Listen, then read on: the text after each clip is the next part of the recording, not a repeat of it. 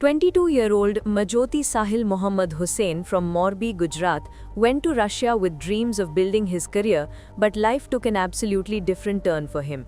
Hussain alleged that the Russian authorities falsely implicated him in a drug case and promised to drop the case if he served in the Russian army. Hussain now stays behind bars in Ukraine. 2024 में मैं Russia में अपनी studies के लिए आया था, लेकिन अपने कुछ फाइनेंशियल प्रॉब्लम्स और वीजा प्रॉब्लम्स की वजह से कुछ प्रॉब्लम में फंस गया था। तो इसलिए रशिया में कुछ लोगों के कांटेक्ट में आने की वजह से ड्रग केस में फंस गया हूँ और मुझे यहाँ पर पुलिस, वेस्टर्न गवर्नमेंट और पुलिस की वजह से 7 सालों की जेल हुई थी as a narcotic criminal case में। हालांकि मैंने इस मामले में कुछ किया नहीं, लेकिन फिर भी 7 सालों की जेल हुई है और जेल के अंदर कुछ पुलिस वालों के बहकावे में आने की वजह से Russia Ukraine war contract sign किया है।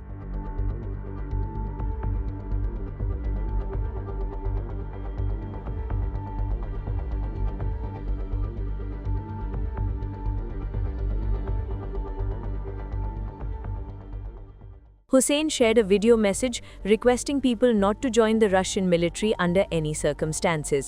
Hussain appealed to the Indian government to help him return home.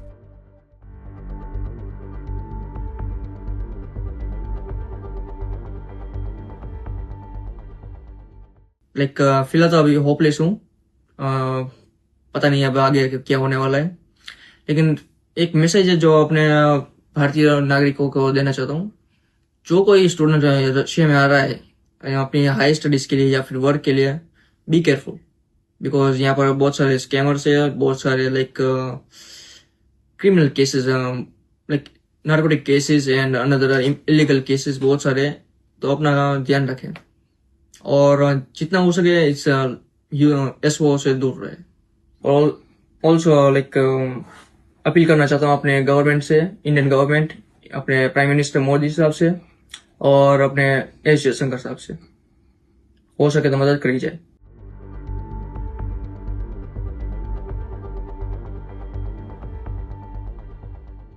While India is yet to respond to the current video of Hussain released by the Ukrainian forces, India did show concern over the issue earlier. This particular agreement doesn't have specific reference to that. In any case, I can share with you that this issue of the recruitment of Indian citizens into the Russian armed forces was broached by the Prime Minister, and our concerted efforts continue on a regular basis to secure the early release of Indian citizens from the Russian army. I would just take this opportunity to reiterate once again that our citizens should avoid very, very carefully any offers to join the Russian armed forces. We are seeing several cases of people stranded there and appealing to be rescued and brought out from there. And as I said, we are actively engaged in that effort.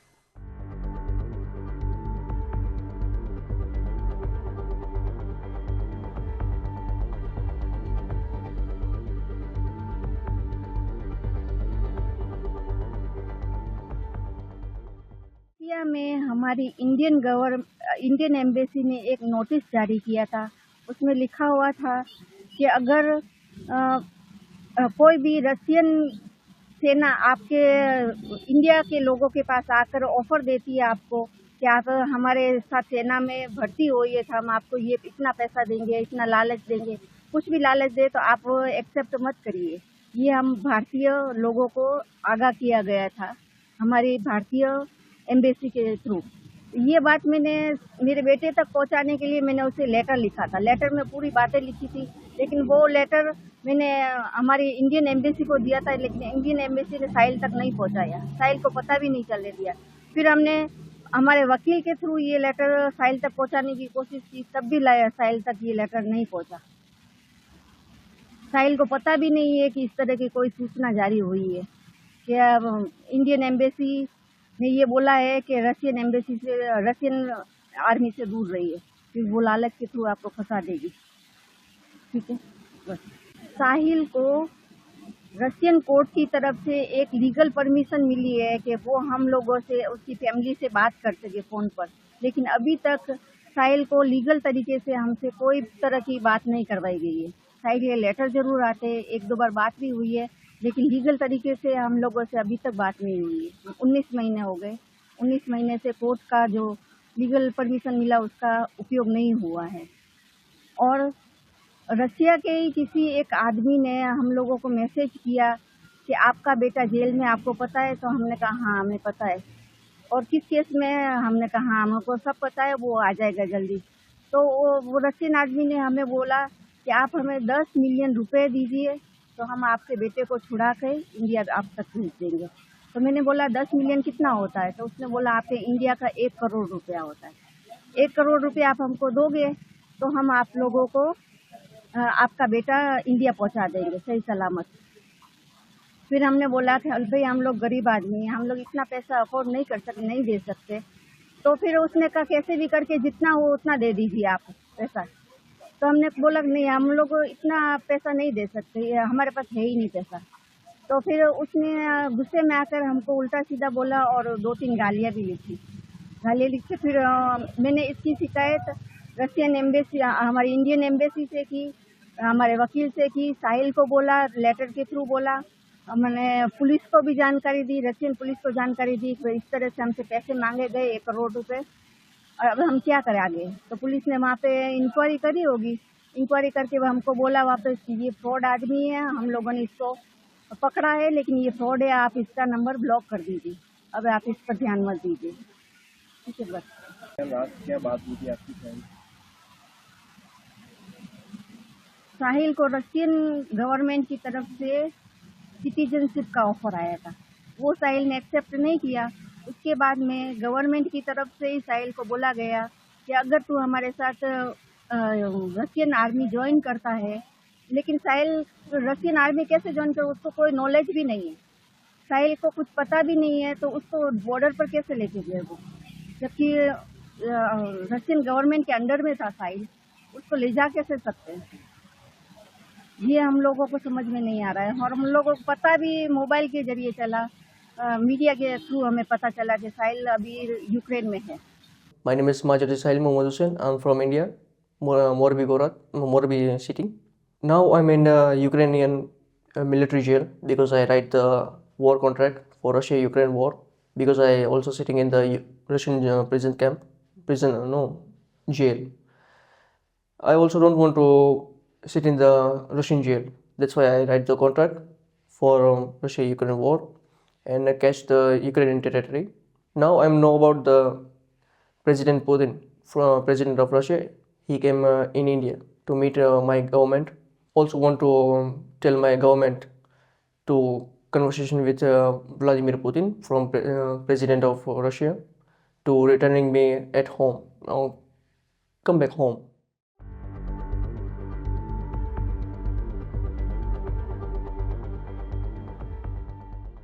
On December 9, 2025, 22-year-old Ajay Godara, a resident of Arjansar village in the Arjansar area of Rajasthan's Bikaner district, succumbed to death after fighting in the Russia-Ukraine war. The news of his death was conveyed to the family by the Indian Embassy in Moscow on December 9. Just like Hussain, Ajay had gone to Russia on a student visa to pursue a language course on November 28, 2024, but was later allegedly recruited into the army with the promise of a job and sent to the war zone. Ajay's remains were brought back to Arjansar village, where his last rites were performed. मेरा नाम अजय कुमार, गाँव अर्जुनसर, तहसील ओणगांव, जिला बीकानेर। 8 दिन के बाद भाई मैं network में आया हूँ कि मैं जंग के मैदान में भेज दिया था यूक्रेन के खिलाफ लड़ाई में। वहाँ के हमारे ऊपर हवाई फायर हुई, पहले ड्रोन से, उसके बाद मिसाइलें दागी गई यूक्रेन की तरफ से। तो भाई हम 4 बंदे थे ग्रुप में, एक तो वहीं खत्म हो गया और 2 भाग गए कहीं, और मैं वहाँ से रास्ता भटक गया। फिर मैं मेरे बटालियन के बंदे ढूंढते 8 दिन के बाद मुझे आर्मी वाले मिले कोई, उन्होंने मुझे सेना पुलिस को सौंप दिया, रूस की सेना पुलिस को, जो अभी सेलिडो सिटी के अंदर है। जो शेलिडो है वो यूक्रेन की सिटी है और रशिया ने कब्जा कर रखा है यहाँ पे। 9 महीने पहले यहाँ पे कब्जा हो गया था। अभी मैं यहाँ हूँ, अब पता नहीं मुझे आगे कब दोबारा भेजेंगे या फिर मुझे यहीं रखेंगे, कोई पता नहीं है भाई। और मैंने अपने बयान दे दिए यहाँ पे, भाई हमारे साथ धोखा हुआ है, हमें बोला कुछ गया कर रहा है, कुछ जा रहा है। बयान दे दिए मैंने मेरे, आगे देखो भाई अब क्या होता है।